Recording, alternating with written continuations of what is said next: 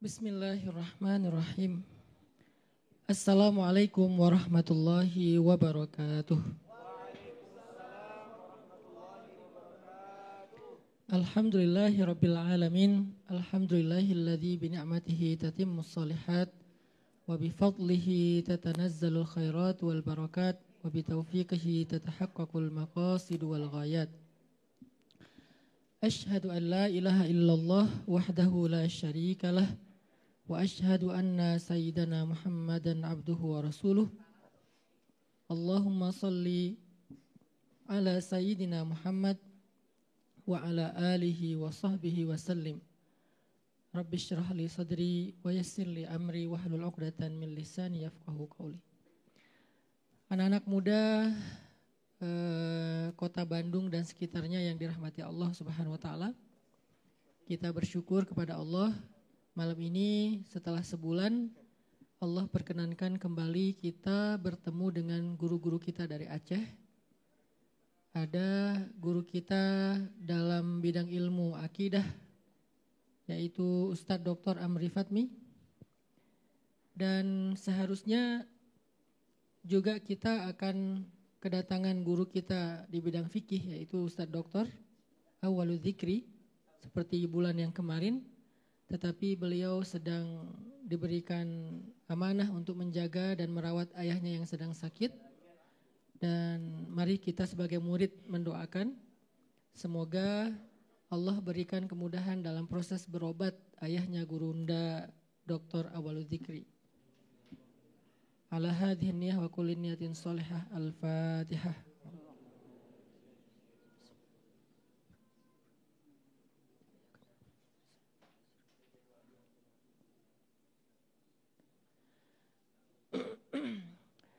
Dan insya Allah bulan yang akan datang semoga Ustadz Dr. Awwalu Dzikri juga bisa kembali hadir bersama-sama dengan kita.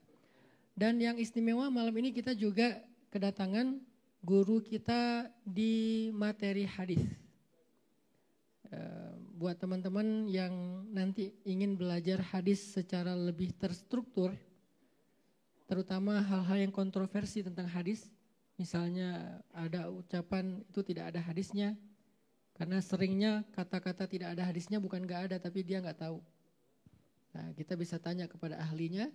Atau tentang yang kontroversi itu hadis dhaif. Karena hadis dhaif ini juga ada beberapa versi. Sehingga kadang-kadang kita punya versi sendiri lagi tuh. Selain versi ulama ada versi kita. Itu hadisnya dhaif. Dhaif. Jadi ahli hadisnya banyak tiba-tiba ya. Dan kita termasuk seorang ahli hadis. Ahli mendhaifkan hadis. Bukan ahli hadis yang hafal atau ngerti. Ahli mendhaifkan hadis. Nah, sehingga kita bisa belajar dari Ustadz Abu Hudzaifah. Beliau murid kesayangan dari dosen hadis di Al-Azhar. Kebenaran kita tinggal di sebuah kos-kosan. Ini semuanya masih satu ma'had dengan saya di level SMA aliyah. Kemudian kita ke Mesir bareng satu kos-kosan. Dan semua mereka murid kesayangan para dosen Al-Azhar di bidangnya masing-masing. Kalau saya murid kesayangan semua dosen sih. Enggak ada yang kenal. Mereka karena mulazamahnya, jadi mereka ini kalau belajar Al-Azhar itu bukan cuman ke kampus. Pulang dari kampus ke rumah dosen. Jadi ilmu mulazamah itu menyertai ulamanya itu kuat. Makanya ilmunya insya Allah luar biasa. Nah, di hadapan kita ada Ustadz Abu Hudzaifah. Walaupun namanya pakai istilah Abu, beliau Ahlus Sunnah wal Jamaah insya Allah ya. Ahlus Sunnah wal Jamaah, beliau Asy'ariyah ya, insya Allah. Dan beliau juga salah satu tokoh ulama Ahlus Sunnah dari Aceh. Jadi jangan lihat usianya yang masih muda, tapi lihat ilmunya yang sudah tua. Jadi ilmunya lebih tua daripada usianya. Baik teman-teman yang dirahmati Allah SWT, malam ini kita akan bahas satu tema yang penting banget sebetulnya. Walaupun tema ini mungkin kalau dibaca sekilas tuh kayak apa sih gitu kan. Tapi sebetulnya ini adalah semacam kegelisahan yang sering muncul dalam diri kita. Saya pengen membuka dengan satu statement atau satu narasi. Tahu nggak apa beban yang paling berat dalam hidup kita? Apa? Jomblo? Seberat itukah? Apa? Dosa. Oke, apalagi beban yang paling berat dalam hidup kita? Hutang, pinjol. Apalagi beban yang paling berat dalam hidup kita? Diputusin tanpa sebab. Apalagi beban yang paling berat? Membuang kado-kado masa lalu. Menghapus foto-foto masa lalu. Apapun beban dalam hidup kita, ada satu beban yang paling ngeganggu kita, yang paling membebani kita, yang paling bikin kita tuh gak nyaman dan gak pernah bisa bahagia dalam hidup. Dan ini jarang orang sadar. Beban itu adalah ragu kepada Allah. Kita semuanya mengaku orang yang yakin sama Allah. Tapi yakin dan ragu itu bukan urusan lisan. Tapi dia urusan hati. Sesungguhnya beban paling berat dalam hidup kita itu adalah ketika kita muncul ragu sama Allah. Dan itu adalah asal muasal sebab awal semua masalah dalam hidup kita. Dan kalau dibalik, sesungguhnya semua solusi dalam hidup kita itu berawal dari as-siqah billah. Percaya, yakin sama Allah. Semua solusi, semua kebaikan berawal dari as-siqah billah, percaya sama Allah. Dan semua masalah dalam hidup kita, mau masalah pribadi, masalah finansial, masalah karir, masalah hubungan, masalah rumah tangga, apapun masalah kita, itu tuh berawal dan yang paling bikin kita gak pernah nyaman menghadapinya adalah ragu kepada Allah. Karena betapa banyak orang yang diuji secara zahir oleh Allah, tetapi dia lebih bahagia daripada mereka yang diberikan nikmat zahir oleh Allah.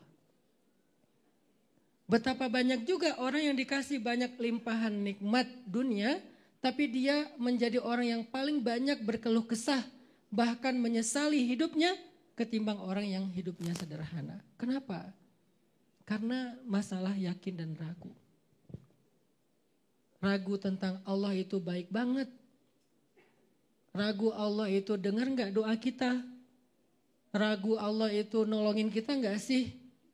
Ragu Allah itu adil gak sih? Ragu Allah itu kuasa gak sih? Padahal dalam sifat 20 yang wajib kita yakini tentang sifat wajib Allah itu ada kudrat, iradat. Ini dua aja coba saya ambil highlight dikit. Kudrat itu artinya dalam konteks anak muda ya, Allah itu mampu banget nolongin kita. Iradat artinya Allah itu mau banget nolongin kita. Jadi bukan hanya maha kuasa dan maha berkehendak, tapi dalam terjemahan praktis, kudrat Allah tuh mampu banget nolongin kita. Ala kulli syai'in qadir, bisa apa aja, gak ada yang gak bisa. Tapi kita kadang ragu, itulah awal dari masalah hidup kita. Iradat, Allah tuh mau banget kok nolongin kita. Allah tuh mau banget menyayangi kita, Allah tuh mau banget membantu kita, membersamai kita, mau banget. Karena itu sifat wajib bagi Allah, mau Allah tuh. Tapi kita ragu. Sehingga muncullah pertanyaan-pertanyaan yang berasal dari keraguan. Kenapa Allah menciptakan saya seperti ini? Kenapa Allah gak adil sama saya? Apa maunya Allah? Kurang apa lagi dari saya? Bla bla bla. Pertanyaan-pertanyaan yang meragukan keadilan Allah. Yang meragukan rahmannya Allah. Meragukan rahimnya Allah. Meragukan kemuliaan sifat-sifat jalalnya Allah subhanahu wa ta'ala. Sifat-sifat jamalnya Allah subhanahu wa ta'ala. Itu semuanya hal yang kadang ada di dalam hati kita. Kalau dalam bahasa Al-Quran itu, وَمَا قَدَرُ اللَّهَ حَقَّ قَدْرِهِ. Mereka enggak memuliakan, mengagungkan Allah dengan yang selayaknya mereka agungkan dan muliakan. Walaupun lisan kita bilang, amanna billah wa bil yaumil akhir. Tapi kata Allah, fi qulubihim marad. Hatinya masih ragu. Marad di dalam ayat itu adalah raib, ragu. Walaupun dia bilang, wa minan nasi man yaqulu amanna billahi wa bil yaumil akhir. Kata Allah, wa ma hum bimu'minin. Pertanyaannya, kenapa? fi qulubihim marad, fi qulubihim syak, raib, di hati mereka ada ragu. Qalatil a'rabu amanna qul lam tu'minu walakin qulu aslamna. Kok Allah enggak mengakui keimanan mereka padahal mereka bilang kami telah beriman? Jawabannya walamma yadkhulul iman fi qulubikum. Makanya malam ini kita akan belajar. Ini belum sharing ilmu ya, ini baru prolog ini. Kita akan belajar dari dua guru kita, gimana ya cara menghilangkan anxiety dalam diri kita, kecemasan, keraguan, kebingungan, kebimbangan, salah satunya tentang keadilan Allah. Nah, kita akan mulai mendengar dari ahli hadis. Karena kalau langsung ke filsafat, khawatirnya kita noleh-noleh nih apa, ini tentang apa, aku ada di mana, apakah aku masih di dunia nyata. Filsafat, karena beliau doktor akidah filsafat lagi. Sebelum ke filsafat biar gak sesat ya.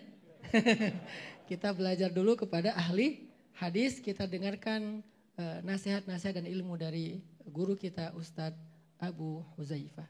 Tafadhal Ustadz.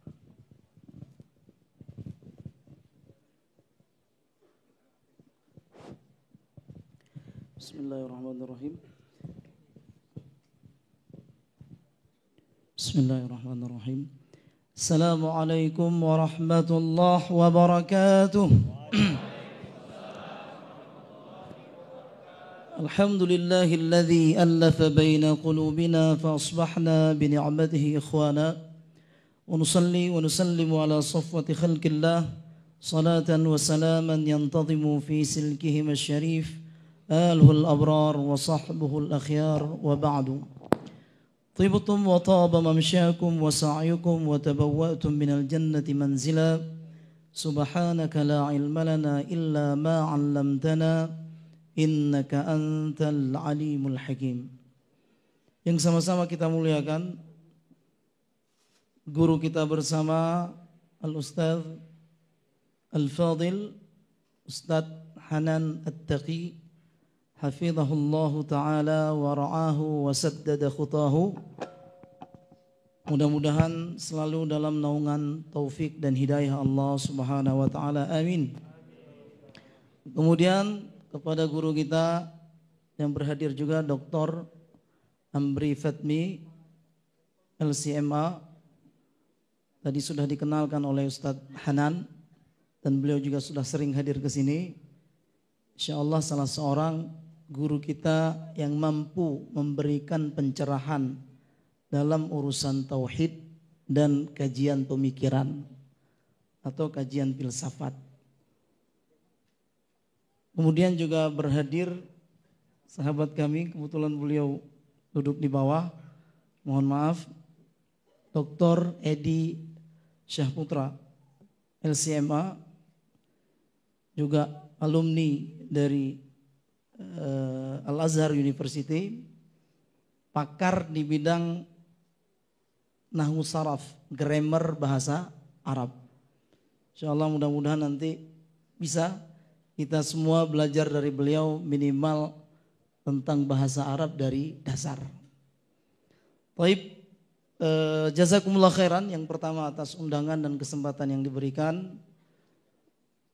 Tema kita malam ini dalam pandangan saya secara pribadi berat.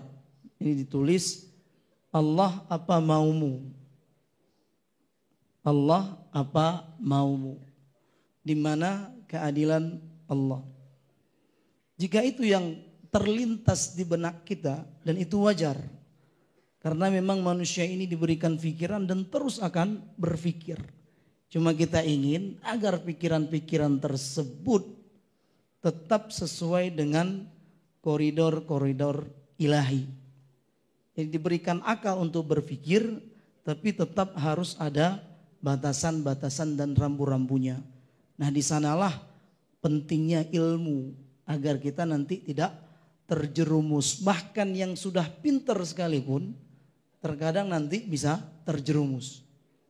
Terus saya teringat pesan salah seorang guru kita di Al-Azhar, ya kan, ketika menceritakan tentang firman Allah yang pertama, yang diturunkan oleh Allah Subhanahu wa taala, Iqra bismi rabbikal ladzi khalaq, khalaqal insana min 'alaq, Iqra wa rabbukal akram, alladzi 'allama bil qalam, 'allamal insana ma lam ya'lam. Sebelumnya kita nggak tahu apa-apa. Kemudian Allah mengajarkan kita. Ayat selanjutnya langsung Allah mengatakan, kalla innal insana layatgha. Jadi ntar kalau udah pinter banyak yang melenceng, banyak yang tersesat. Bahkan digunakan kepintarannya untuk menyesatkan. Nauzubillah summa nauzubillah. Allah apa maumu? Jika itu yang terlintas, maka kita ingin mempertegas yang Allah inginkan adalah kesuksesan kita dan semua kita ini masuk ke dalam surga Allah Subhanahu wa taala. Itu. Mana dalilnya? Faman zuhziha 'anil nari wa udkhilal jannata faqad faza. Jadi siapa yang diselamatkan dari neraka kemudian dimasukkan ke surga, merekalah orang-orang yang sukses. Yang Allah inginkan agar semua manusia ini sebenarnya masuk surga. Ini ketika itu kita bertanya, apa maumu? Allah ingin kita sukses bahkan di dunia sebelum di akhirat. Nah, ini yang pertama. Dan yang harus kita pahami, semua yang terjadi di alam ini karena diminta untuk menyampaikan dalil, jadi mungkin konsen saya di dalil saya. Tapi yang harus kita pahami, iradah Allah tersebut telah Allah tetapkan. Telah Allah tetapkan. Nah, ini yang terkadang sulit bagi kita.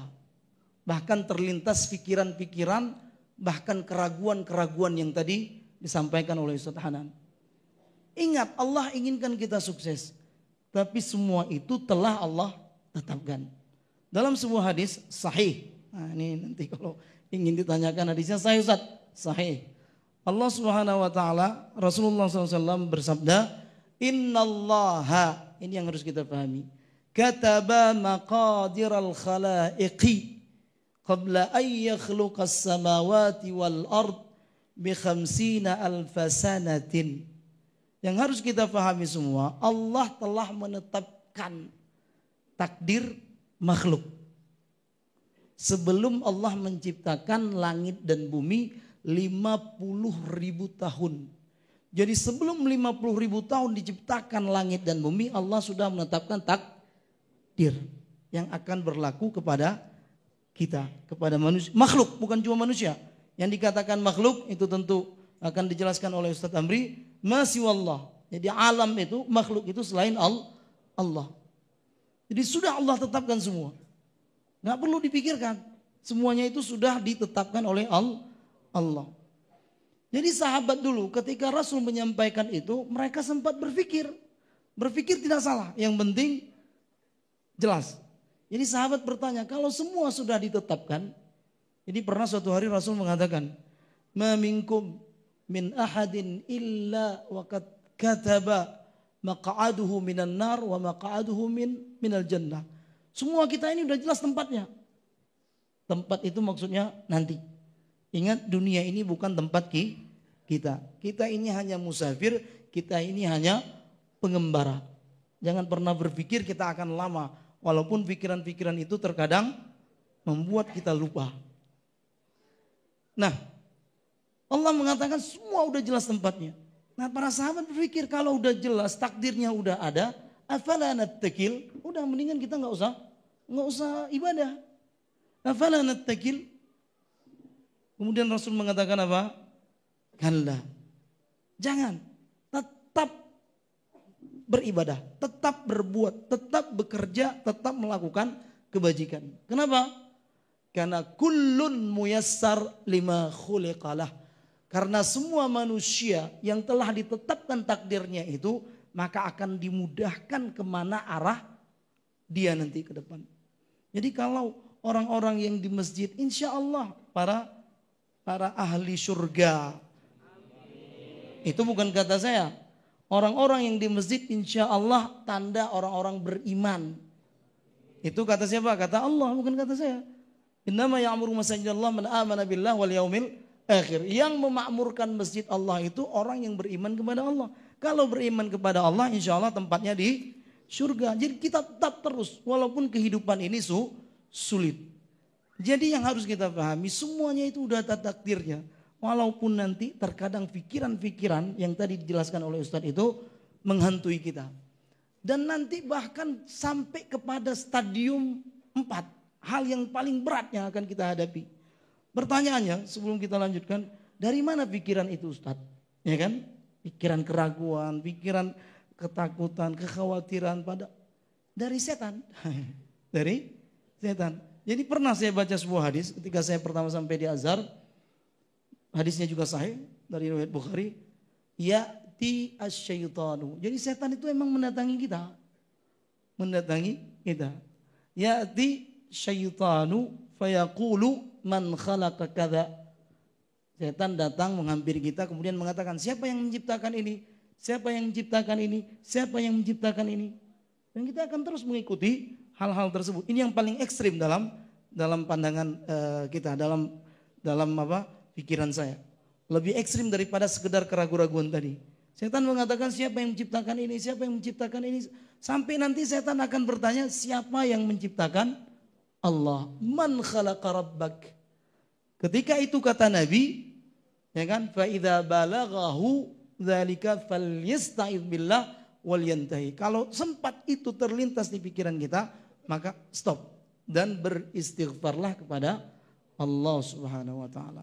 Jadi pikiran-pikiran keraguan itu pasti akan menghampiri kita, pasti akan membuat kita bertanya, Allah apa maumu? Jangan ditanyakan, insya Allah Allah yang menginginkan kepada kita kebaikan. Nah poin terakhir, ini saya tidak ingin panjang-panjang, poin terakhir yang ingin kita sampaikan, walaupun ketetapan itu sudah ada, ingat rahmat Allah itu tetap lebih dominan, tetap lebih luas daripada kemurkaan Allah. Jadi ada sebuah hadis, kata Rasul, lamma qadallahu al-khalqa, setelah Allah menciptakan makhluk, kemudian Allah menulis, kataba fawqa arsyihi, Allah menulis di arasy. Apa yang Allah tulis? Jadi arasy ini pertama sekali diciptakan oleh Allah Subhanahu wa taala. Jadi yang hadis tadi Allah menciptakan, menuliskan takdir 50.000 tahun sebelum langit dan bumi. Kemudian Allah mengatakan wa kana arshuhu 'alal ma. Ketika itu arasy Allah ini sudah ada. Nah, setelah selesai penciptaan, Allah menulis di arasy, di Allah, tentu yang menulis siapa? Qalam, ya kan? Setelah Allah menciptakan arasy, Allah menciptakan pena, qalam, dan Allah bersumpah dengan qalam. Nun wal qalami wa ma yasturun. Ya kan? Allah menulis, apa yang Allah tulis? Inna rahmati sabaqat ghadabi. Jadi kalau kita bisa melihat katakanlah arasy Allah, akan tertulis apa? Rahmatku mendahului kemarahanku. Artinya apa? Rahmatku itu jauh lebih luas daripada kemurkaanku. Para ulama membahas di sini. Ini yang harus kita pahami.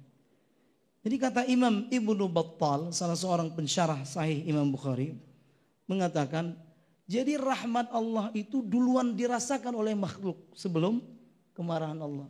Jadi kita nggak perlu berkeluh kesah, karena yang hadir, yang menaungi kita itu sebenarnya rahmat Allah sejak pertama sekali kita diciptakan. Jadi Allah itu saat pertama sekali menciptakan makhluk sudah merahmati. Pertama sekali Allah menciptakan makhluk itu sebuah bentuk rahmat Allah. Kata para ulama, di mana rahmatnya? Kan sebelumnya kita nggak ada, kemudian diadakan, ya kan? Itu rahmat. Wallahu akhrajakum mim butuni ummahatikum la ta'lamuna syai'a, ya kan? Wa khalaqa lakumus sam'a wal absara wal afidah, ya kan? La'allakum tashkurun. Jadi Allah menciptakan kita dari semula tidak ada kemudian menjadi ada agar kita bersyukur. Itu rahmat. Jadi sebelumnya kita nggak ada, kemudian kita ada, itu rahmat. Kemudian di dalam rahim ibu kita, itu juga rahmat. Apa buktinya? Allah berikan rahmat untuk ibu kita. Rahmat apa? Rahmat sabar mengandung. Rahmat sabar menyusui kita, membesarkan kita. Itu rahmat Allah. Bahkan kata para ulama, non muslim sekalipun, yang tidak beragama Islam juga mendapatkan rahmat Allah yang begitu banyak. Jadi rahmat Allah itu lebih luas daripada kemarahan Allah. Kalau hidup kita katakanlah kita merasa Allah tidak adil sama kita, ya kan? Dan ini sering pikiran-pikiran seperti itu, seperti judul malam ini. Itu satu hal yang biasa, tapi segera beristighfar kepada Allah karena itu adalah murni daripada setan. Walaupun sesuatu yang telah ditetapkan itu tidak kita sukai.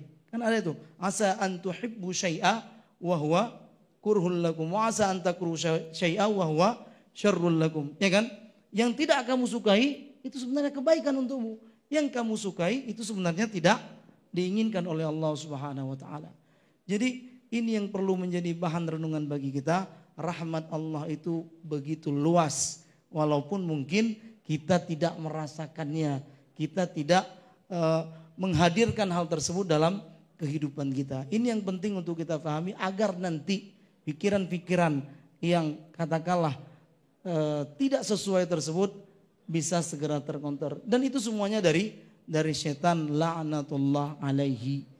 Ini yang harus kita pahami. Jadi mudah-mudahan beberapa firman Allah, jadi begitu banyak wasiat rahmati kulli syai', Allah telah mempertegas. Allah sekarang jika ditanyakan apakah Allah Maha Adil? Ya iyalah, Allah saja menamakan dirinya al-adlu. Allah pasti akan menempatkan segala sesuatu pada tempatnya. Jadi sungguh sangat naif jika hal tersebut sempat terlintas pada pikiran makhluk. Jadi mudah-mudahan lewat pertemuan kita malam ini kita bisa semakin memperkuat iman kita yang telah kita ikrarkan sejak kita berada dalam rahim ibu kita. Kemudian di saat kita hadir ke muka bumi ini, kita mengatakan amantu billah wa malaikatihi wa rusulihi. Ini beriman, kemudian apa? Wa kutubihi wal yaumil akhir wal qada syarrihi wa khairihi. Dan kata para ulama yang paling sulit dalam 6 rukun iman itu adalah beriman kepada qadar. Ya kan, mungkin kita merasakan hal tersebut. Ingat, jika kita sukses pada iman tersebut, maka insya Allah kita akan sukses dalam kehidupan yang singkat ini. Demikian mungkin sedikit prolog dari kami. Jazakumullah khairan. Assalamualaikum warahmatullahi wabarakatuh. Waalaikumsalam warahmatullahi wabarakatuh. Masya Allah ya, padat sekali ya. Mau disyarah lagi? Satu kalimat itu kalau disyarah jadi satu buku. Jadi Ustadz Abu Huzaifah itu mencoba untuk merangkum jawaban dari pertanyaan usil di dalam pikiran kita. Sebetulnya bukan pikiran kita sih, pikiran yang bikin judul nih. Entah siapa nih yang bikin judul nih? Setan. Ini yang usil nih yang bikin judul nih, tim kreatif nih. Jangan-jangan dia lagi galau. Ya Allah, apa maumu kok aku kayak gini gitu kan. Ya Allah, apa maumu kok apa yang aku pengenin gak dapet. Ya Allah, apa maumu kenapa aku jadi susah. Apa maumu dibalik semua peristiwa, apa maumu. Dirangkum dari sekian banyak buku hadis, Sahih Bukhari, Sahih Muslim dan segala macam. Buku syarah, jadilah seperti barusan 20 menit kurang. Kalau kalian pengen lebih jelas lagi, belajar 18 tahun. Karena Ustadz Abu Huzaifah belajar 18 tahun, jadinya 20 menit. Masya Allah. Enak ya kita ya, tinggal dapat bagian 20 menit. Itu aja ada yang garuk-garuk. Padahal cuma 20 menit disuruh sabar. Mereka sabar 18 tahun. Kita 20 menit ada yang geleng-geleng. Ada yang mau bangun tapi aduh gak enak kejauhan, gak jadi bangun. Ya. Mau tahu jawabannya dari Allah langsung? Allah apa maumu? Coba kalian buka deh. Al-Quran surat An-Nisa ayat 28. Ketika kita nanya nih, jawabannya langsung dari Allah. Allah apa sih maumu? Kata Allah, yuridullah, Allah pengen. Yuridullahu an yukhaffifa ankum. Wa khuliqal insanu dha'ifa. Allah apa sih maumu? Allah pengen mudahin kalian. Allah pengen ringanin kalian. Karena kalian memang diciptakan sebagai makhluk yang lemah. Mananya yang diringanin? Ada yang kita tahu, ada yang kita nggak tahu atau nggak sadar. Karena kalau dikasih semua yang kita pengenin, sebetulnya bisa jadi itu memberatkan kita. Pengen punya suami kayak Jungkook.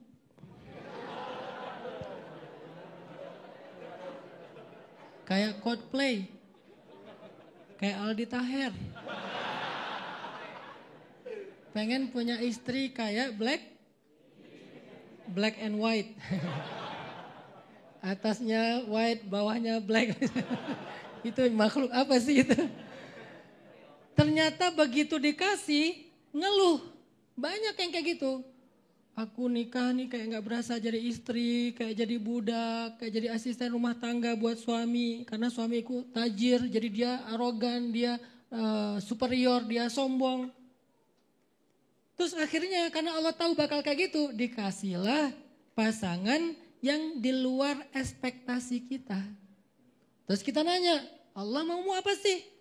Allah jawab, yuridullah, Allah pengen ayyukhaffifa ankum, meringankan kalian. Kalian gak sanggup punya suami yang kayak gitu. Kalian gak sanggup punya istri yang kayak gitu. Aku tahu, kok bisa gitu? Wallahu ya'lamu wa antum la ta'lamun. Allah lebih tahu, kalian enggak tahu. Maka jangan, bukan ayat ya. Kalimatnya cuma sampai dan kalian tidak tahu. Mau tahu jawaban lagi dari Allah ketika kita tanya kayak gitu? Coba buka surat Al-Ahzab ayat 33. Di akhir ayat tuh. Surat Al-Ahzab ayat 33. Innama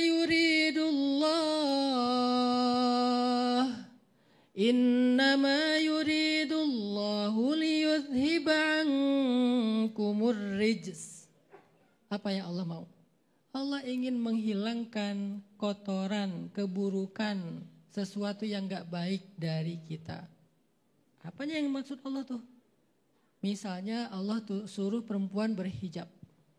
Apa sih mau Allah tuh suruh orang-orang nutup hijab? Kan Allah sendiri yang menciptakan rambut saya. Allah sendiri yang menciptakan kulit saya yang berwarna bening, glowing, sampai lalat aja kepleset. Kan itu ciptaan Allah, kenapa harus ditutup? Kata Allah, Allah ingin menghilangkan keburukan. Keburukan dari mana? Keburukan justru yang muncul gara-gara keindahan yang kalian miliki. Keburukan di mana? Keburukan di take me out. Keburukan di micet. Gara-gara kamu terlalu indah. Keburukan yang ada di TikTok, bukan aplikasinya ya, tapi postingan, dampak dari postingannya. Sehingga disuruh jangan joget di TikTok. Terus di mana? Kan saya senang joget di kamar. Yang lihat siapa? Suami. Belum punya suami. Makanya nikah. Itu maunya Allah. Ya. Apalagi? Masih butuh jawaban? Coba buka surat An-Nisa ayat 27. Udah belum tadi nih? Hah? Tadi berapa? Ini 27 nih, beda ya. Wallahu yurid, Allah pengen ayyatuba alaikum, memaafkan kalian. Allah pengen menghapus dosa kalian. Allah pengen menerima taubat kalian. Itu maunya Allah. Terus hubungannya dalam kehidupan kita apa? Kok saya dikasih masalah? Dengan masalah itu Allah menggugurkan dosa kalian. Kok saya sakit? Dengan sakit itu Allah menghapus kesalahan kalian. Kok saya dikasih ujian? Dengan ujian itu Allah ingin kalian membersihkan diri kalian. Allah cuma pengen bersihin kita, teman-teman. Kenapa sih curiga banget sama Allah? Kalau mau curiga itu sama setan. Kerjaan setan nih. Gitu. Tapi kayak kata Ustadz Abu Huzaifah, dari mana muncul kalimat itu atau pertanyaan itu? Dari tim kreatif. Bukan setan, dari tim kreatif. Oke, nanti diirit lagi ya jawaban dari Allahnya ya.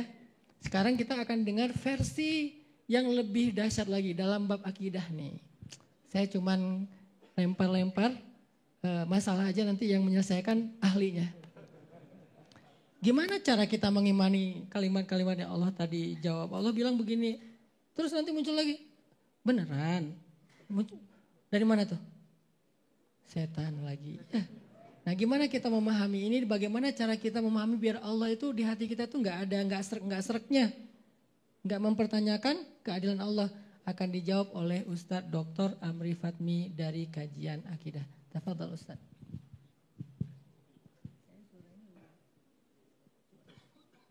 Bismillah.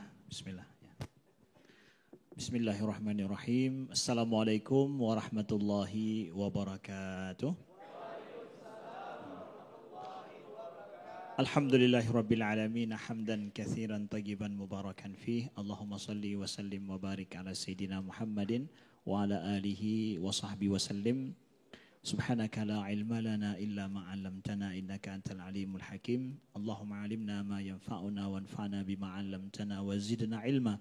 Rabbana innana amanna faghfir lana dzunubana wa qina adzaban nar. Amma ba'du. Yang kita muliakan guru kita Ustadz Hanan Ataki, yang dengan sebab beliau Allah jadikan kita pada malam ini ngumpul bersama, zikir bersama, dan juga alhamdulillah kita nimba ilmu bersama. Nah, ini sebagaimana disampaikan tadi, inilah kawan, sama-sama kawan. Nah, kalau boleh anak katakan sama kawan-kawan semua di Bandung ini kawan ana. Mana kawan antum? Ya, show me your friend. This is my friend. Ya, ini kawan saya. Mudah-mudahan suatu saat nanti kalian akan dengan bangga mengatakan this is my friend. Amin, insyaallah ya. Begitu ya. Kepada guru kita Ustadz Abu Huzaifah yang sama kami datang dari Aceh, kemudian juga kepada Dr. Edi Saputra yang membersamai kami di sini juga di pondok pesantren, di pesantrennya Ustadz Hanan sudah beberapa hari alhamdulillah. Nah, baik, kita to the point, tidak lama 20 menit tadi, jadi saya akan ngambil juga 20 menit biar adil, tidak ada kezoliman di sini ya. Gitu Ustadz Hanan ya. Insyaallah. Nah, tadi sebenarnya Ustadz Hanan sudah banyak menjawab. Apa maumu ya Allah? Ustadz Hanan telah menjawab dengan banyak ayat. Nah, maka saya coba untuk kita mungkin mudah-mudahan lebih menjelaskan lagi secara logika apa yang mungkin yang dibisikkan oleh syaitan, baik syaitan itu yang nggak nampak atau yang nampak, ya, atau ngerasa diri sedih. Na'udzubillah. Nah, Ustadz Abu Huzaifah tadi ada kasih tahu bahwa Allah menjadikan kita untuk dirahmati. Dengan adanya kita sendiri itu sudah merupakan rahmat Allah, begitu ya. Nah, saya ingin meng-highlight sedikit apa yang beliau sampaikan, bahwa secara logikanya juga kita dijadikan itu memang untuk dirahmati dan sudah menjadi rahmat. Coba sekarang buat pilihan. Misalkan nih dikasih pilihan kepada kita, mau ada atau tidak ada? Ya, jangan lihat siapa dirimu hari ini, tapi kalau misalkan disuruh pilih mau ada atau tiada, mau ketiadaan atau keadaan? Keadaan. Karena logika dan jiwa manusia mengatakan ketiadaan itu mengerikan dan menakutkan. Ya kan? Yang ada itulah yang menjadi sebuah pilihan dan menyenangkan sebenarnya. Menjadi pilihan yang logis. Maka ketika Allah memilih kita untuk ada bukannya tiada, itu memberikan sebuah pilihan yang sangat logis bagi kita itu sendiri, dan dengan demikian kita dirahmati. Makanya para ulama akidah mengatakan rahmat Allah itu kepada kita dari sejak awal ada dua, rahmat ijad wa rahmat imdad. Rahmat ijad, rahmat dengan kita dijadikan ada, bukannya tiada. Lalu kemudian setelah kita ada, imdad, diberikan kebutuhan. Itu rahmat, setiap kita butuh apa aja, itu Allah berikan. Itu imdad. Dari sejak awal ada ijad, kemudian ada imdad. Itu dua bentuk daripada rahmat Allah Subhanahu wa taala. Nah, kemudian ya, mungkin kita pertanyakan apa yang disampaikan dalam pertemuan kita ini atau judul kita ya. Apakah kita boleh mempertanyakan apakah Allah zalim kalau seandainya keadilan enggak ada di dunia ini? Kan sering mengatakan bahwa enggak ada keadilan di dunia ini. Jadi zalim enggak Tuhan ya? Kalau seandainya keadilan itu tidak ada di bumi ini. Begitu banyak ketidakadilan yang terjadi dalam hidup. Bahkan kita, maaf cakap, ada di antara kita mungkin yang jadi korban ketidakadilan itu. Apakah Allah zalim? Maaf cakap dengan pertanyaan ini ya adalah untuk kita belajar apakah Allah zalim kalau seandainya keadilan itu tidak ada di bumi ini. Ya. Apakah zalim? Ya, mari kita lihat. Kalau seandainya terjadi kriminal di kota Bandung, bersalahkah para hakim? Para hakim bersalah enggak dengan terjadinya banyak kriminal di Bandung? Hah? Tidak salah. Yang salah kriminal sudah terjadi, masuk ke sidang mahkamah, enggak dihukum. Itu jadi masalah, hakimnya ini. Tapi terjadinya kriminal di Bandung, kita enggak langsung nyalahin hakim. Ya, tapi sudah masuk ke persidangan, tidak diadili, ya, kriminal itu masuk ke persidangan juga tidak diberikan hukuman yang setimpal, ini yang menjadi kita pun jadi ribut. Kenapa hakim memaafkan?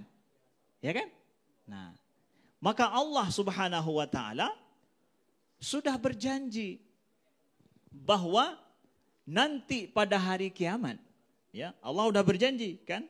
Al-yauma tujza kullu nafsim bima kasabat. La zulmal yaum, kata Allah. Hari ini akan diberikan ganjaran ataupun hukuman ataupun balasan bagi setiap jiwa manusia, setiap manusia terhadap apa yang mereka usahakan. Tidak ada kezaliman hari ini. Yang zalim kalau kita katakan kriminal ada, kejahatan ada, tidak ada keadilan di sana, tidak ada kehakiman di sana, tidak ada pengadilannya di sana. Itu yang menjadi kezaliman. Tapi Allah sudah berjanji loh bahwa akan ada keadilan yang sesempurnanya nanti hari kiamat. La zulmal yaum. Hari ini tidak ada kezaliman sedikit pun yang bisa kalian bayangkan. Tidak ada. Jadi adik-adikku, kawan-kawanku yang dimuliakan Allah, ya, kalaulah ada menurut kita ketidakadilan yang terjadi di bumi ini, jangan sekali-kali menuduh Allah Subhanahu wa taala. Allah sediakan keadilan sebenar-benarnya nanti pada hari kiamat. Tidak dibiarkan oleh Allah Subhanahu wa taala, ya. Kemudian Allah sampaikan kepada kita dalam hadis qudsi, inni haramtu dzulma 'ala nafsi wa ja'altuhu bainakum muharrama fala tadzalamu. Kata Allah, aku telah mengharamkan zulm, kezaliman bagi diriku sendiri, pada diriku sendiri. Dan aku jadikan kezaliman itu adalah haram sesama kalian, maka jangan saling menzalimi. Ya. Allah katakan itu secara tegas di dalam hadis. Ya. Kan lawan daripada adil kan zalim ya. Ya. Lalu Allah katakan bahwa haram tu zulma ala nafsi. Aku mengharamkan untuk berbuat zalim bagi diriku sendiri. Allah bagi dirinya sendiri mengharamkan kezaliman. Padahal Allah kan suka-suka hati Allah lah. Allah mau buat zalim pada makhluknya sendiri nggak masalah. Mau dibuat apa aja kita nggak masalah pada Allah. Kenapa? Karena makhluknya diciptakan sendiri, sekehendaknya diperbuat ya nggak ada masalah. Tapi rahmat Allah, Allah jadikan kezaliman itu haram pada Allah, pada dirinya. Wa ja'altuhu bainakum muharrama, dan aku jadikan itu haram sesama kalian. Fala tadzalamu, jangan coba-coba saling menzalimi sesama kalian. Nah, lihat tuh. Allah ajarkan sebuah akidah yang kokoh di dalam Islam. Dirinya tidak berlaku zalim padahal bisa aja, sah-sah aja dia berlaku zalim. Sah-sah aja secara logika. Ya suka-suka Allah, dia punya, dia miliki, dia ciptakan, dia semua.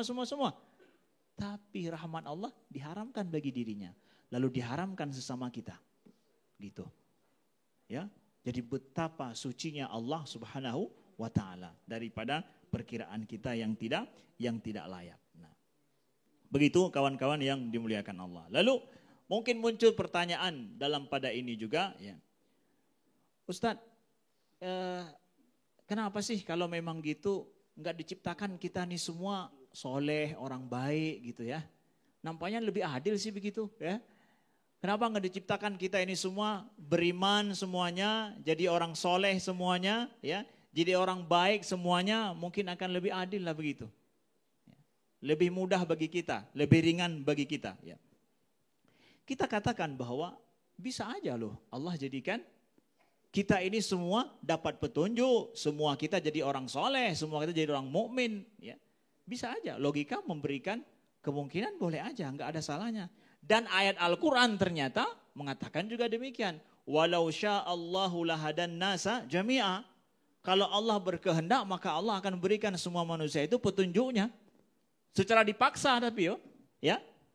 Kalau semua manusia mendapatkan petunjuk, ya, dijadikan semua secara ini, maka itu petunjuk secara paksaan. Pertanyaan sekarang, kalau disuruh pilih sama manusia secara bebas, kamu milih dipaksa atau mau milih sendiri? Terserah ya, dipaksa dapat petunjuk atau dipaksa dapat kekufuran, nauzubillah. Tapi secara basicnya, manusia secara fitrahnya mau bebas memilih atau mau dipaksa. Semua mengatakan apa? Mau bebas milih sendiri. Oke. Kalau begitu itu pilihanmu. Sekarang faman syaa'a falyu'min wa man syaa'a falyakfur. Maka sekarang kalau demikian silakan aku berikan pilihanmu. Man syaa'a falyu'min. Siapa yang berkehendak beriman, berimanlah. Wa man syaa'a falyakfur. Kalau dia berkehendak maka kufurlah. Aku berikan kebebasan yang engkau kehendaki. Jadi bicara tentang secara fitrah ternyata, ya Allah, ini rahmat Allah juga rupanya ada orang kafir ini, ya. Ya, rahmat Allah juga ada orang kafir ini. Kenapa? Allah memberikan kebebasan kita memilih. Dan kalau disuruh pilih, gua pun akan milih yang bebas, nggak mau dipaksa-paksa. Kalau dipaksa-paksa, sakit rasanya kan. Begitu kan? Nah, jadi Allah berikan kemudahan itu, pilihan itu ada. Maka pada saat kita melihat ada kekufuran di sana, bagi kita yang beriman, wah nampak nih rahmat Allah ini, kebebasan, diberikan pilihan siapa aja bisa memilih sekehendak hatinya. Ya, sekehendak hatinya. Makanya seorang yang kufur itu sendiri kalau dipaksa, orang kafir ya, dipaksa kekufurannya itu nggak berlaku juga. Illa man ukriha wa qalbu mutmainnun bil iman, kata Allah. Tidak berdosa orang-orang yang dipaksa menjadi kafir sedangkan hatinya tenang dengan iman. Jadi tapi yang menjadi masalah siapa? Illa man syaraha sadruhu kufran. Yang jadi masalah adalah dia yang menerima dengan lapang dada, mencari sendiri kekufuran itu. Nah, ini jadi masalah ini. Alaihi ghadabun, Allah akan murka kepada dia. Kenapa? Dia dengan sukarela dan dengan kehendak hati mati-matian membela kekufurannya, padahal keimanan atau hidayat sudah datang kepadanya. Ini jadi masalah. Oke, kalau begitu itu hasil pilihanmu. Hasil pilihanmu. Apa salahnya Allah? Nah, lalu lanjut lagi, setan akan membisikkan. Ustaz, ya kalau seandainya seorang itu kafir dia, ya, lalu kemudian dia akan disiksa, ya kan? Disiksa dalam neraka, sebagaimana kita ketahui dalam agama kita, ya. Innal abrar lafi na'im wa innal fujara lafi jahim, kata Allah. Sesungguhnya orang-orang baik itu dalam surga, wa innal fujara lafi jahim. Para kriminalis, pendosa, penjahat yang enggak mau bertaubat, enggak mau untuk menerima hidayah Allah, lafi jahim, maka pasti dia akan dalam neraka. Itu sudah menjadi ketetapan Allah. Tapi Ustaz, ini dia hidup cuma misalkan hidupnya 60, 70 tahun, 80 tahun atau paling kuatlah 100 tahun dia hidup. Tapi kok disiksa lebih 100 tahun? Oke lah dia milih kufur gitu ya. Kok disiksa sampai 100 tahun lebih? Bahkan kekal dalam neraka. Adil enggak itu? Ya? Itu syaitan yang membisikkan. Ya, bukan tim kreatif. Tim kreatif sudah selesai nih ya. Syaitannya balik bisik, ya kan? Gimana itu Ustaz? Adilnya di mana? Baik kawan-kawan dimuliakan Allah. Kalau ada yang nanya begini, berpikir begini bahwa masa sih dia kufur, memilih kufur dengan sukarela selama 100 tahun misalkan, kemudian disiksa kekal dalam neraka. Kita katakan Allah adil loh, gak zalim di situ. Kok bisa Ustaz? Karena kebalikannya, yang berbuat baik 100 tahun kekal di dalam surga juga. Kamu harus mikir ke sana juga. Ya. Bahwa yang berbuat baik 100 tahun juga kekal di dalam surga. Sedangkan silakan kamu pilih. Yang salahnya adalah dimasukkan ke dalam neraka, seperti itu dia milih kekufuran, masuk dalam neraka kekal di dalamnya, tapi nggak dikasih tahu dulu. Allah ngasih tahu dulu.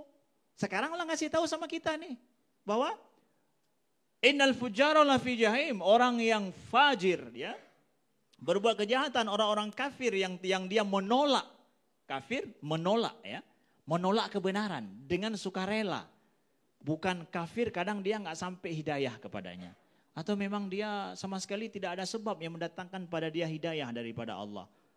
Itu kalaupun ada kafir menurut kita, tapi hidayah Allah nggak sampai kepadanya, menurut Ahlus Sunnah itu akan bisa masuk dalam orang yang diampuni nanti. Kenapa ya? Dia nggak sampai hidayah yang benar kepadanya, dia pun nggak tahu sama sekali.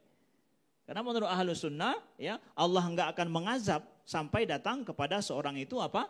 Hidayah yang benar. Lihat tuh bagaimana rahmatnya Allah. Ya, hidayah yang benar datang kepadanya. Nah, maka sekali lagi balik kepada pertanyaan tadi, Ustadz, kalau seandainya ada orang dia kufur 80 tahun disiksa, masa sih begitu? Ini pertanyaan orang yang hanya memandang sepihak saja. Kamu nggak lihat yang di sono bahwa 100 tahun dia berbuat kebaikan juga misalkan dapat apa? Dan udah dikasih tahu sejak awal kepadamu, sampai kan ini kan, bahwa kalau begini kamu jadi begini, kalau begini jadi begini. Sampai kepadamu, sampai. Lalu kenapa engkau memilih ini? Padahal sama juga itu loh. Kenapa engkau memilih ini? Baik, contoh misalkan lagi. Di Bandung nih misalkan. Kalau ada yang begal, tembak mati. Ya, begal, tembak mati. Masa sih dia begal kadang cuma dapat uang 10.000. Ya, dia begal dapat uang 10.000, tapi tembak mati. Adil nggak tuh? Dia ngebegal dapat uang 10.000, tapi hukumannya tembak mati. Adil nggak tuh? Ya? Adil nggak tuh? Nyawa jadi ininya. Nggak adil kalau nggak dikasih tahu dulu. Tapi kalau udah dikasih tahu, keluar daripada wali kota Bandung misalkan. Siapa yang membegal? Apa aja, mau dapat uang, nggak dapat, tembak mati di tempat. Semua orang Bandung tahu, masih dia buat juga, tembak. Adil nggak tuh? Adil, udah dikasih tahu. Kamu udah tahu nggak hukumnya ini? Tahu. Kenapa kamu buat juga? Ya, adil dong. Allah juga begitu. Allah sampaikan dalam Al-Quran semua konsekuensi yang bisa kamu ambil. Allah, aku nggak sampai kepada Al-Quran itu. Oke, engkau diampuni. Tuh lihat. Ya Allah, masa aku hidup nggak ada yang sampaikan itu padaku. Engkau diampuni. Kalau begitu engkau diampuni. Ya, orang-orang yang kufur mungkin hari ini, kafir dia hari ini, nggak sampai kepada hidayah yang benar, diampuni oleh Allah nanti. Termasuk ahlu fatrah menurut ahlu sunnah. Nah itu kawan-kawan yang dimuliakan Allah. Pas 20 menit saya nggak akan melewatinya.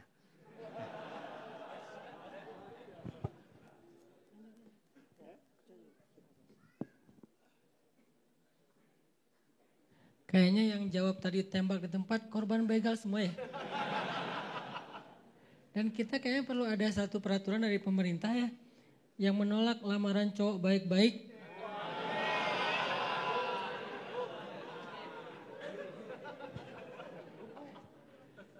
Didoakan. Kok tembak di tempat ya? Kejam sekali Anda, tidak adil ya.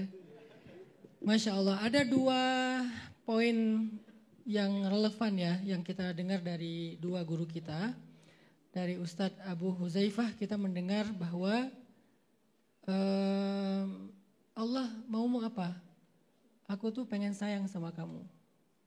Bahasa Ustadz Abu Huzaifah tadi, rahmat Allah itu mendahului marah. Apa sih Allah mau? Aku sayang sama kamu. Allah tuh romantis loh sama kita. Cuman kita menerjemahkannya kadang-kadang dengan bahasa yang formal. Begitu kita ulik dikit dengan bahasa sehari-hari, bahasa chat kita di Japri. Oh ternyata Allah tuh romantis ya. Allah bilang aku sayang sama kamu, aku gak pernah marah. Aku lebih sayang loh daripada marah. Jadi kamu kayak misalnya bikin salah, aku sayang sama kamu, aku maafin ya. Enggak mau dimaafin, ya aku azab ya. Yang kan udah mau dimaafin, kitanya gak mau kan ya. Aku maafin ya, enggak. Aku maafin ya, enggak. Aku maafin ya. Berapa lama Allah nunggu kayak gitu? Seumur hidup kita loh, ditungguin. Siang ditungguin. Yang berbuat dosa di malam hari, Allah buka maaf di siang hari. Berbuat dosa di siang hari, Allah buka maaf di malam hari. Aku tuh sayang sama kamu. Terus kita dipanggil lagi. Hayya 'alas shalah.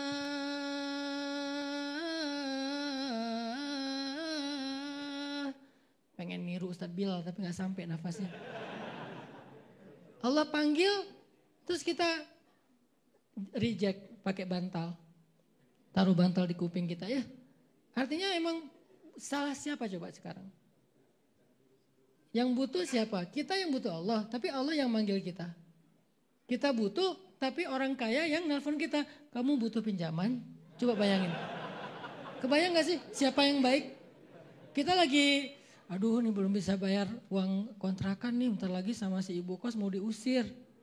Ya kalau ibu kosnya baik mau angkat jadi anak kan mending ya, mau diusir.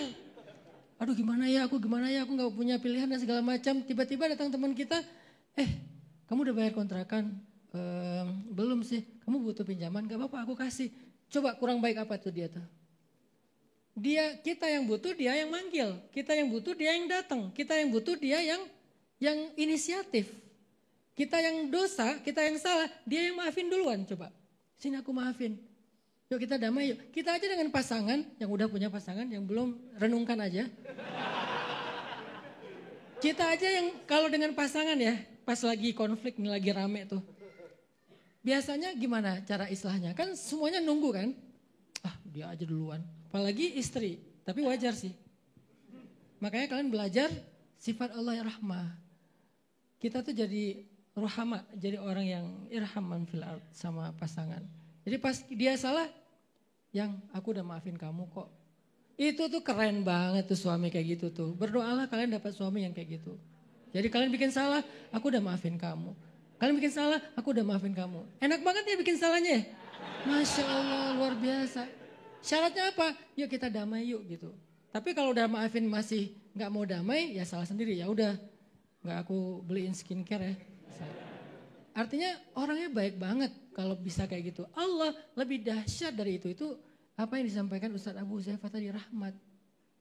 Terus yang disampaikan Ustadz Amri, Allah itu gak pernah zalim sama kita. Aku gak pernah jahatin kamu, aku gak pernah abai sama kamu. Salah satu ayat romantisnya apa? Wadduha wal-layli idha saja ma wadda'aka rabbuka wa ma qala. Aku gak pernah ninggalin kamu, aku gak pernah benci sama kamu. Coba kurang baik apa Allah? Gak pernah aku ninggalin kamu. La takhafa, gak usah khawatir. Inni ma'akuma asma'u wa ara. Aku bersama kalian, aku mendengar, aku melihat. Jadi kalau ada apa-apa, tenang aja lah, tahzan. Kalla inna ma'iya rabbi sayahdin. Jadi Allah tuh nggak zalim sama kita. Tapi yang luar biasa juga tadi disampaikan Ustaz Abu Huzaifah, ketika Allah menciptakan khalaik, menciptakan segala macam selain dirinya, berarti semuanya makhluk. Allah menetapkan satu kalimat yang bisa jadi pegangan kita nih.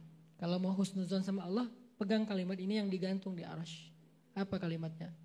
Inna rahmati sabaqat ghadabi. Sesungguhnya sayangku mendahului marahku.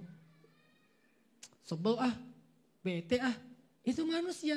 Allah sayang kasihan gitu. Beda kalimatnya. Kita sebel bete nggak mood. Agak-agak baik dikit. Yang makan di mana kita serah. Itu tuh udah mending tuh. Allah sayang kasihan nolongin maafin semuanya yang baik-baik. Dan itu adalah penjawantahan dari kalimat rahmati wa rahmati wasi'at kullasyai. Ada di mana-mana. Bukan cuman rahmatku itu cuman di sini. Kalau kalian pengen ya ke sini aja. Enggak. Butuh rahmat, sini atuh. Enggak gitu Allah. Wa rahmati wasi'at kullasyai. Kamu mau dapetin rahmatku di situ ada, di situ ada, di situ ada. Di mana-mana ada coba. Masih komplain juga dasar tim kreatif. Coba buka lagi Al-Quran surat Al-Baqarah ayat 185. Apa maumu ya Allah? Yuridullahu bikumul yusra wa la yuridu bikumul usra. Allah pengen untuk kalian kemudahan. Allah enggak pengen untuk kalian kesusahan. Apa sih maksud Allah itu harus halal, haram, wajib, nggak boleh segala macam. Ngapain sih ribet banget Islam teh? Ngapain sih ribet banget agama teh? Kenapa kita nggak bebas aja? Apa sih maunya Allah? Justru syariat, justru agama, justru ayat, justru hadis, justru nabi, justru risalah. Itu tuh pengen mudahin kita. Saya kasih contoh. Mudah mana syariat sama kebiasaan? Contohnya apa? Gak usah jauh-jauh lah, pernikahan. Pernikahan itu syariat yang mudah. Mudah banget loh. Mulai dari apa? Mulai dari apa? Ngelamar. Datang cowok baik-baik. Modalnya cinta. Ditanya kerja apa? Mencintai. Itu kan sebuah pekerjaan ya. Udah punya pekerjaan? Udah. Apa kerjaan kamu? Mencintai. Dengan setulus hati. Wah, pekerjaan yang sangat mulia. Berapa penghasilannya? Langit dan bumi aku berikan. Datang dengan baik-baik, orangnya soleh, orangnya nggak macam-macam. Ngelamar cewek nih. Kata mertuanya, dari mana lo? Dari sebelah Pak, saya tetangga. Oh, nggak pernah ngeliat. Bapak nggak pernah ke masjid ya? Oh iya. Ini menantu macam apa ya? Belum jadi menantu udah kritik. Saya orangnya kritis Pak. Kamu udah punya pekerjaan, lagi nyari. Kamu segala macam. Akhirnya ditolak nih. Keluar dalil. Kalau datang laki-laki yang baik-baik, nanti Ustadz Abu Huzaifah yang coba tanya ke beliau ya. Ustadz, saya butuh banget tuh ayat hadis itu tuh. Saya butuh banget hadis itu. Kalau perlu ya pas datang ke calon mertua bawa buah. Terus kasih dalil, tulisin. Rasulullah bersabda, kalau datang kepada kamu laki-laki baik-baik, agamanya benar, jangan dipersulit, mudahin. Allah aja bilang aku ingin mudahin kalian, masa Bapak mau nyulitin saya? Pakai dalilnya, cuman saya lupa itu riwayat apa ya Ustadz ya? Nanti, ya ada nanti sama Ustadz Abu Huzaifah nanya. Dijawab sekarang, jangan. Di mana jawabnya? Di pesantren. Ya, pesan sponsor. Di masjid, rohilah di sana dijawabnya. Artinya Allah tuh pengen mudahin kita. Akhirnya dari ngelamar dimudahin. Terus pas pernikahan itu gampang banget. Yang bikin ribet kita, lupa wae. Saya terima apa ya Pak ya? Gampang kalau nggak hafal, pakai catatan, contekan. Satu-satunya contekan yang dibolehkan dalam hidup kita tuh contek dalam akad nikah.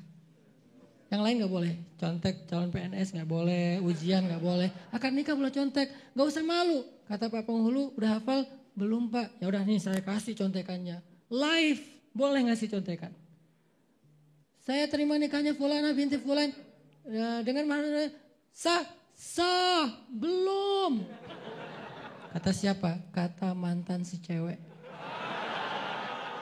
Nggak rela dia, nggak sah. Ternyata mantan, mudah. Nggak bisa bahasa Arab, bahasa Indonesia. Nggak bisa hafal, nyontek. Salah, batal nggak pernikahannya?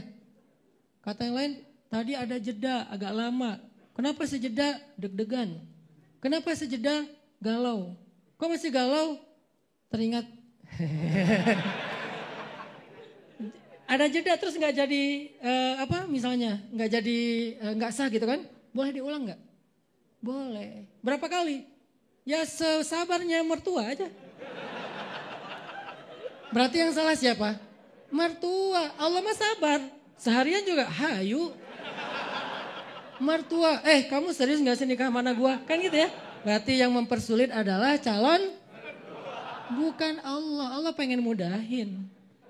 Akad nikahnya mudah. Udah nikah, segalanya mudah. Ceweknya ngambek. Pas suaminya pulang, pintu kamar dikunci. Dalil.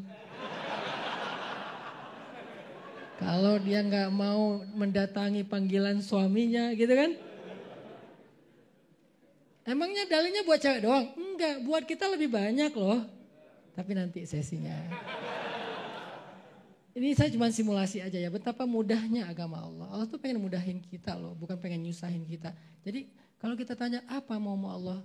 Allah gak ada mau kecuali kebaikan bagi kita. Terakhir coba buka lagi ayat Ali Imran 108. Ini yang disampaikan Ustadz Amri tadi. Ali Imran 108. Wa mallahu yuridu zulman lil alamin. Allah gak pengen menzolimi semua makhluknya. Gak pengen banget. Sehingga kalau muncul rasa ragu kepada Allah, coba jawab dengan jawaban Allah langsung. Apa maunya Allah? Kurang lebih seperti itu. Insya Allah kita ada waktu 15 menit. Nah ini spesialnya kalau datang guru-guru kita ada sesi tanya jawab. Kalau sama saya tidak ada sesi tanya jawab karena tidak ada jawaban. Berhubung di depan kita para ahli, nah kita bukalah sesi tanya jawab. Tapi akan dipimpin sama Kak Buni dan Kak Dika. Silakan Kak Buni.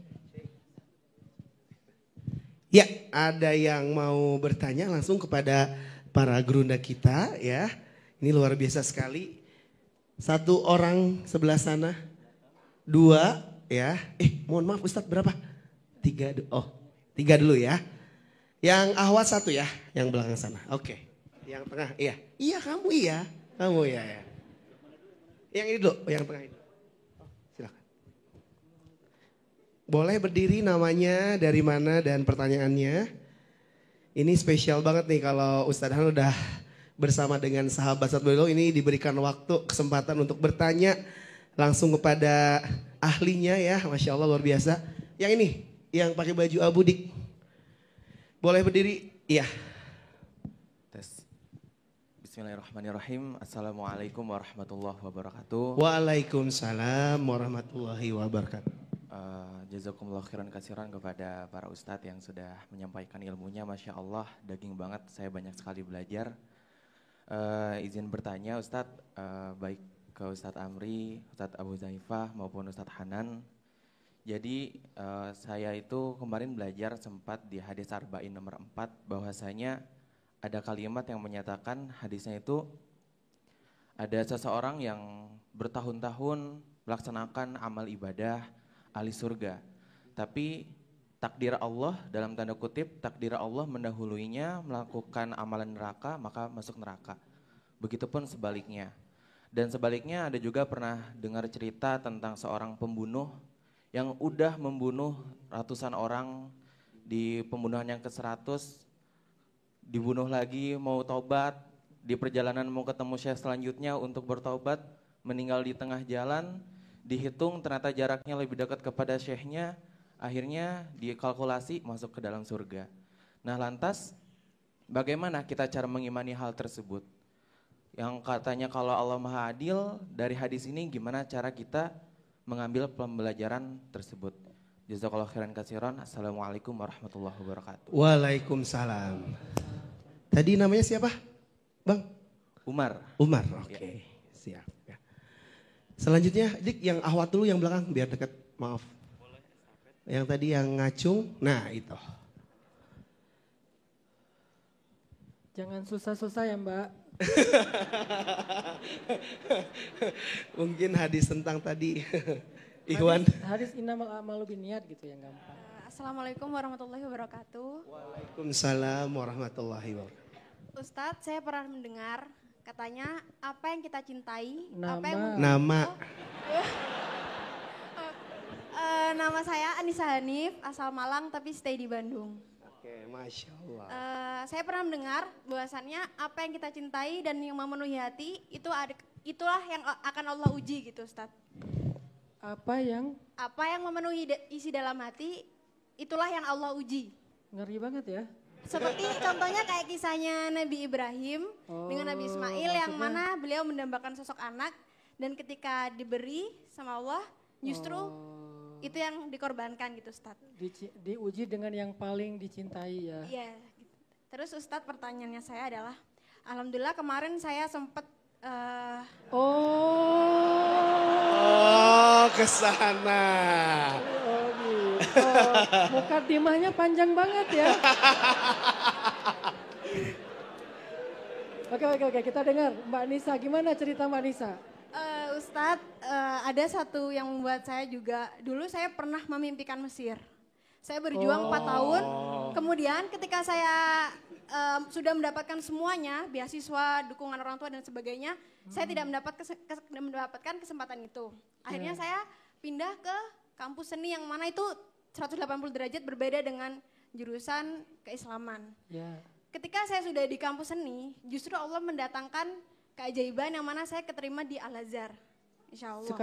Sekarang sudah keterima, tapi Ustadz ketika itu datang, saya seakan ragu dan bahkan saya ingin tidak mengambil itu. Apakah saya termasuk orang yang tidak adil dalam rahmat Allah dan bahkan zolim kepada Allah dan banyak orang yang memimpikan di posisi saya sekarang, gitu Ustadz. Mungkin ada seseorang di sana kali ya. Jadi, Masya Allah.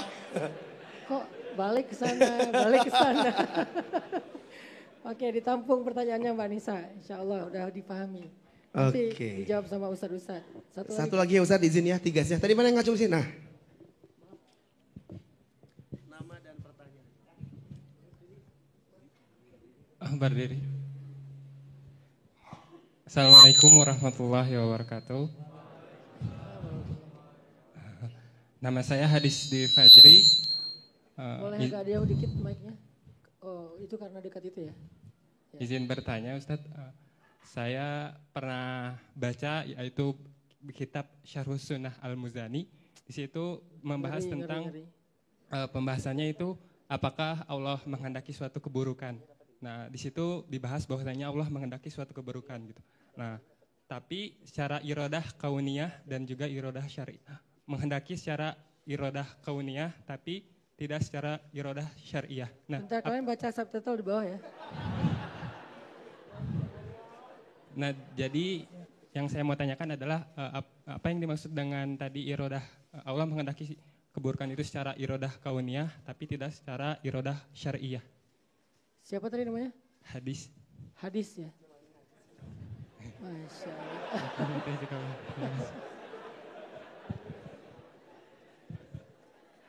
Baik. Masya Allah, silahkan Gurunda. Luar biasa ya. Pertanyaannya berat-berat, berhubung berat, saya serahkan. Pertanyaan pertama dari Kang Umar. Nah, ini tentang hadis, katanya ada orang yang sabakot mendahului dia sebuah ketentuan Allah sehingga dia yang tadinya mau masuk surga jadi masuk neraka, bla bla bla bla. Silakan Ustadz Abu Huzaifah karena ini hadis.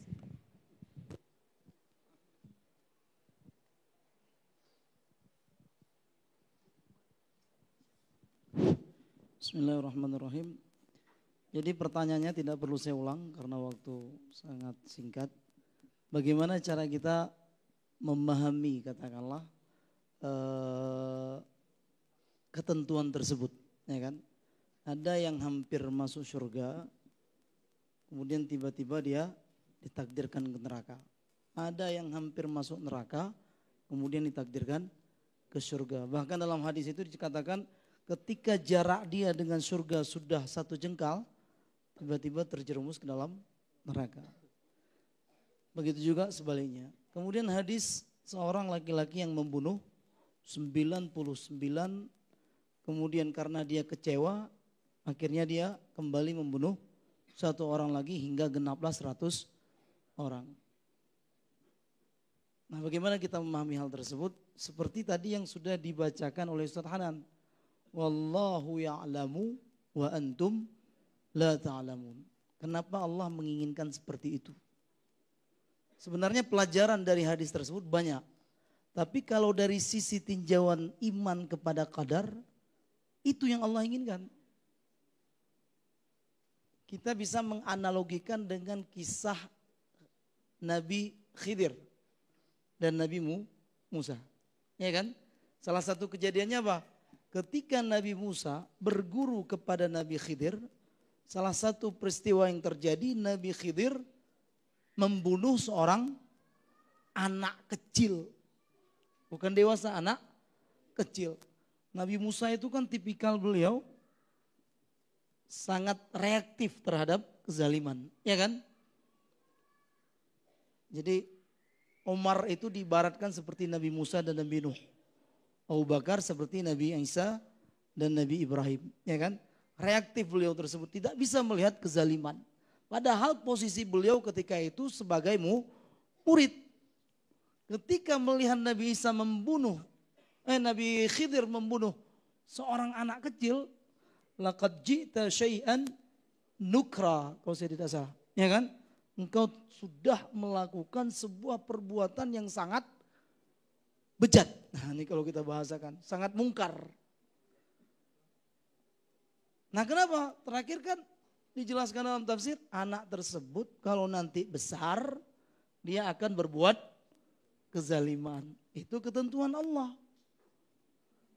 Bukannya Nabi Khidir tahu, tapi Allah memberitahukan Nabi Khidir. Jadi semua kesimpulannya, yang terjadi itulah takdir yang diinginkan oleh Allah.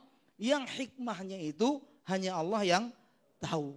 Tadi kita di mobil sempat ngomong-ngomong sama Dr. Amri, kita bilang, walaupun demikian, tapi banyak juga dalam syariat ini hampir semua sanggup kita logikakan.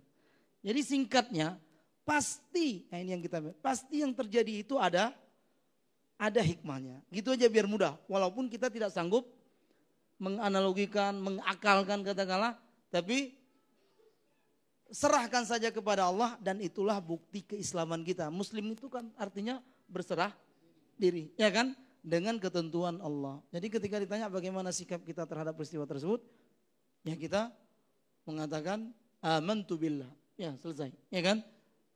Aku beriman dengan Allah, dengan qada dan qadar Allah, khairihi wa syarri. Saya rasa itu mungkin yang singkatnya. Selanjutnya tentang apa? Yang kedua tadi pertanyaan Al-Azhar. Oh, Al-Azhar. Dari Mbak siapa tadi? Mbak Nisa. Dia pengen ke Al-Azhar, keterima. Ada satu masalah, akhirnya tadinya beliau mau ngambil jurusan agama, ya tiba-tiba masuk ke kampus yang katanya 180 derajat berbeda, berarti jurusan anti agama.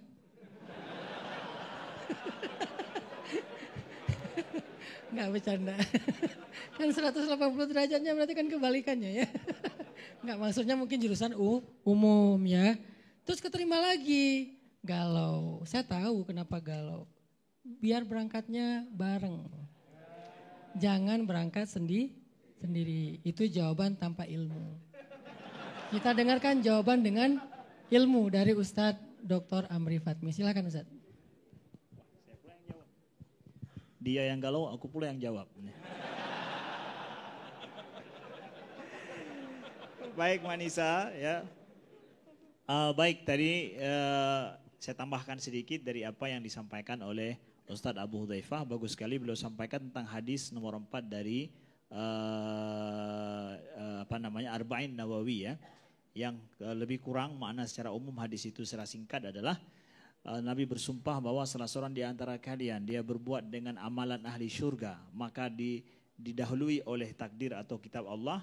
Dia berbuat fa'amila amalan ahli nar, dia berbuat dengan amalan ahli neraka, akhirnya dia mati masuk neraka. Begitu juga salah seorang di antara kalian dia berbuat dengan amalan ahli neraka, kemudian sudah mendahului takdir Allah, lalu dia berbuat dengan amalan ahli syurga, mati masuk syurga. Gimana itu Ustaz? Ya. Nah baik, jadi Ustaz Abu Hudzaifah sudah jelaskan, itu ada hikmahnya, takdirnya kita imani seperti itu. Ya. Itu adalah memang mauqif kita, sikap kita terhadap itu dari awal. Lalu mungkin kalau kita ingin ambil hikmahnya dari sini, dari hadis ini, ada syarahan para ulama di bidang akidah yang menjelaskan masalah hadis ini. Di situ seorang yang melakukan amalan ahli neraka dari sejak awal, mungkin masa hidupnya panjang, lalu kemudian dia berbuat amalan ahli syurga, lalu akhirnya mati masuk syurga. Ada ulama yang mengatakan bahwa, dalam ulama akidah mengatakan bahwa tuh yang nampak sama kita bahwa selama ini dia berbuat amalan ahli neraka. Maka ketika di akhir hayatnya baru nampak sama kita kalau dia berbuat ternyata amalan ahli syurga. Selama ini nggak nampak. Maka akhirnya meninggallah dia sebagaimana dia selama ini telah berjuang. Allah nampakkan dengan takdirnya meninggal masuk syurga. Begitu juga orang yang berbuat dengan amalan ahli syurga yang nampak selama ini dalam hidupnya. Ternyata yang nampak sama kita begitu, aslinya bukan begitu. Dia berbuat amalan ahli neraka. Di akhir hidupnya baru nampak semuanya. Allah tampakkan semuanya. Berbalik pikiran kita dan terang benderang sama kita. Oh ternyata selama ini bukan begitu. Berbuat dia amalan ahli neraka, masuk dia ke dalam neraka. Karena memang selama ini aslinya begitu. Ada ulama yang menjelaskan seperti itu. Ya. Jadi di antara hikmahnya juga bahwa kalau kita ingin berbuat sesuatu, Allah tidak akan zalim sama kita. Apa yang sedari awal kita istiqomah terhadap itu, maka insya Allah sampai akhir dia akan seperti itu. Jangan gara-gara hadis ini lalu kita ragu-ragu. Kalau begitu ya udahlah, sekehendak Tuhan, dari artian bahwa ya kalau mau mati dalam ini takdir begini kita akan juga begitu kok. Nggak usah diusahakan sekarang. Enggak begitu. Justru hadis ini menunjukkan pada kita betapa bahwa akhirnya nanti asli itu akan nampak. Maka hati-hatilah. Nah begitu ya. Selanjutnya masalah udah ada kesempatan pergi ke Al-Azhar nih. Ya. Galau untuk ngambil. Kalau nggak ngambil merasa nggak adil mungkin ya. Orang lain nunggu-nunggu masa dia nggak ambil. Ya begitu ya. Nah baik. Kalau dia ambil, ini hak dia untuk mengambil itu. Hak itu boleh diambil, boleh tidak diambil. Kembali kepada pertimbangan apa yang terbaik bagi kita saat ini. Bagi dirimu saat ini apa yang terbaik bagi dirimu. Maka pertimbangan ini nantinya akan yang kamu siap ambil konsekuensinya.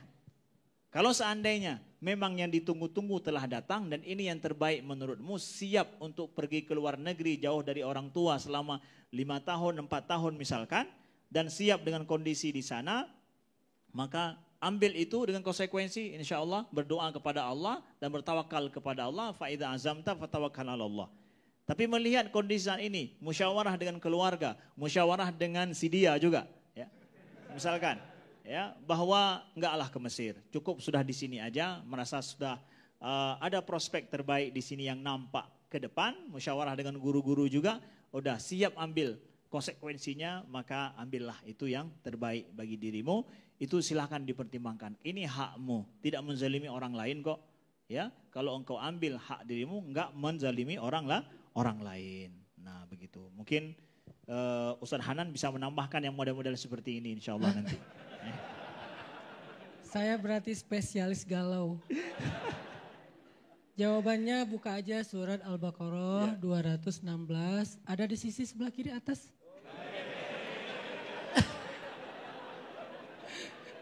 Pas dicari mana? Nggak ada. Saya sih nggak sekarang Ustaz Adi Hidayat, tapi emang di sebelah kiri atas sih.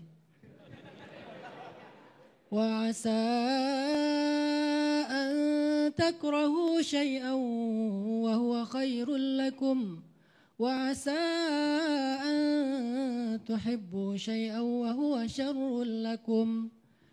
Bisa jadi kita pengen ini, padahal menurut Allah itu nggak baik. Bisa jadi kita pengen itu, padahal menurut Allah ini yang baik dan seterusnya. Udah Allah lebih tahu, kita nggak tahu. Kalau udah terjadi gimana?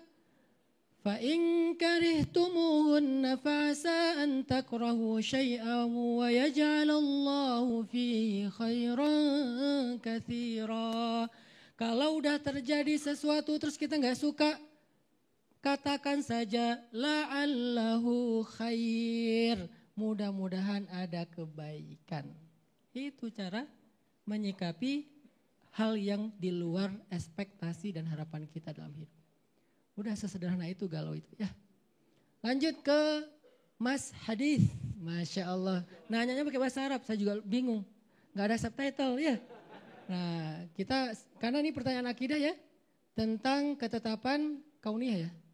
Ya, dijawab sama dokter akidah. Baik, ditanya tadi tentang bahwa di dalam kitab Sunnah Al-Muzani disebutkan, atau mungkin syarah sunnah ini dalam syarahannya, ya, yang mensyarahnya menjelaskan bahwa keburukan itu terjadi dikehendaki oleh Allah juga, ya, dikehendaki oleh Allah, tapi dengan kehendak kauniyah bukan kehendak syar'iyah. Apaan sih maknanya itu, Ustaz? Ya, mungkin yang mensyarahnya ini nggak mensyarah sampai ke situnya, mungkin kan dijelaskan lagi gitu ya. Nggak tahu kalau kita baca di Bandung nggak paham itu ya. Kalau di Arab mungkin dia paham. Nah, baik kawan-kawan, para ulama Ahlussunnah sebagian membedakan antara iradah kauniyah dengan iradah syar'iyah. Iradah kauniyah artinya adalah kehendak Allah yang berlaku di alam secara umum. Ya, berlaku di alam secara umum. Sedangkan iradah syar'iyah itu adalah kehendak Allah yang Allah perintahkan kepada kita, yang kita harus melakukannya. Ya, Allah, kalau kita katakan Allah menghendaki nggak orang sholat dengan orang tidak sholat? Ya, orang boleh nggak memilih sholat atau tidak sholat? Terjadi nggak orang sholat dan tidak sholat? Kalau udah terjadi ya dikehendaki. Kehendaki secara kauniyah namanya. Tapi secara syar'iyahnya yang mana diperintahkan? Diperintah sholat atau diperintah tidak sholat? Diperintahkan untuk sholat, itu namanya iradah syar'iyah. Gitu bedanya. Ya, jadi kalaulah itu terjadi dengan iradah kauniyah, tapi iradah syar'iyah justru kebalikan, yang disuruh yang baik-baik, yang itu tidak diizinkan, tidak disuruh untuk melakukannya. Walau karena Ahlussunnah, ulama Ahlussunnah dalam akidah mengatakan masya'a kana wa ma lam yasha' lam yakun. Apa yang dikehendaki Allah itu terjadi, enggak dikehendaki enggak terjadi. Nah sekarang hari ini ada kejahatan yang terjadi, dikehendaki enggak? Kehendaki. Kita katakan iya, kalau enggak akan terjadi. Tapi itu iradahnya itu iradah kauniyah. Ya, begitu kawan-kawan dimuliakan Allah. Malam besok insya Allah kita akan membahas lebih lanjut tentang masalah kalaulah Tuhan itu ada dan dia maha baik, kenapa ada kejahatan terjadi di bumi? Dan ini menjadi masalah dengan kaum ateis. Perdebatan panjang di sini. Ya, insya Allah stay tune dan malam besok. Baik, Masya Allah. Teman-teman, saya juga pengen sedikit memenuhi ada kegalauan. Karena kan saya spesialis galau ya. Galau Ustadz, kalau kita udah ditetapkan masuk neraka, tadi hadisnya walaupun sepanjang hidup kita berbuat kebaikan, akhirnya neraka juga. Kalau udah kita ditetapkan masuk surga, sepanjang hidup kita berbuat dosa, ujung-ujungnya surga juga. Terus apakah kita pasrah aja? Bentar. Coba kita pahami dulu nih, singkat aja nih. Kalau kalian pengen belajar lebih jelas lagi tentang takdir, ikut sharing time. Ini bukan promosi ya. Ikut sharing time karena di situ kita membahas tentang khusus bab takdir. Dalam angle konstruktif, bukan kritik. Mempertanyakan kenapa begini, kenapa begitu, tapi supaya kita terbangun persepsi tentang takdir. Kenapa? Karena orang kalau benar dalam belajar takdir, al-imanu bil qada'i wal qadar yuzilul hamma wal hazan. Justru takdir itu obatnya galau. Iman kepada takdir itu tuh obat galau. Apa galau bahasa Arabnya? Ham. Rasa cemas, rasa khawatir, rasa bingung. Justru obatnya apa? Iman kepada takdir. Tapi kenapa saya kalau bahas bab takdir makin galau? Berarti nggak konstruktif belajar takdirnya. Nggak ngerti apa maksud dari iman kepada qada dan qadar. Singkat aja ya, kata Syekh Asy-Syahid Ramadan Bulti, ini definisi qada dan qadar dulu biar nggak salah paham. Kata beliau, al-qada ilmullah fil azal bi kulli ma sayajri fil kaun.